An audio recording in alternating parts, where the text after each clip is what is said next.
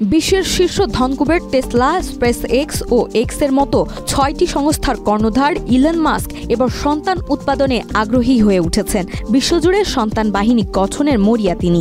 ইতিমধ্যে ৪ নারীর সঙ্গে সম্পর্কে জন্ম দিয়েছেন ১৪টি সন্তানের। তবে এখানেই থামতে চান না তিনি। ওয়াল স্ট্রিট জার্নালের এক সাম্প্রতিক প্রতিবেদনে জানানো হয়েছে, মাস্ক এখন এক ধরনের সন্তান বাহিনী তৈরির লক্ষ্যে আরও নারীদের মা হতে আহ্বান জানাচ্ছেন। ২৬ বছর বয়সী মার্কিন ইনফ্লুয়েন্সার অ্যাশলে স্টেথ ক্লেয়ারের ভাষ্য অনুযায়ী মাস্ক তাকে তার ১৩তম সন্তানের মা হতে অনুরোধ করেন। সানবিট সব দিবে সামাল। সানবিট ম্যাজিক প্রেস ডিশওয়াশিং এর মাথা ঘোরানো সলিউশন। এবং ২০২৪ সালের সেপ্টেম্বরে জন্ম নেয় তাদের পুত্র রোমুলাস। তবে এই সম্পর্ক ও সন্তানের পরিচয় গোপন রাখার জন্য মাস্ক অ্যাশলেকে একটি গোপন চুক্তিতে সই করার প্রস্তাব দেন, যা তিনি প্রত্যাখ্যান করেন।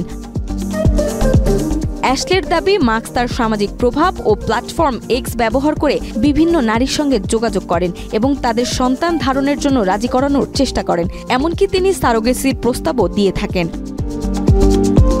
ইলন মাস্ক আগে থেকেই জন্মহারের নিম্নগতি নিয়ে উদ্বেগ প্রকাশ করে আসছে। তার মতে, বর্তমান হারে জনসংখ্যা কমতে থাকলে মানব সভ্যতা হুমকির মুখে পড়বে। তাই মানবজাতিকে টিকিয়ে রাখার লক্ষ্যে তিনি বেশি সন্তান জন্ম দেওয়ার পক্ষে সোচ্চার। তবে এসব দাবিকে নিম্নমানের গসিপ বলে উড়িয়ে দিলেন মাস্ক নিজেই। নাজমা, মাই টিভি।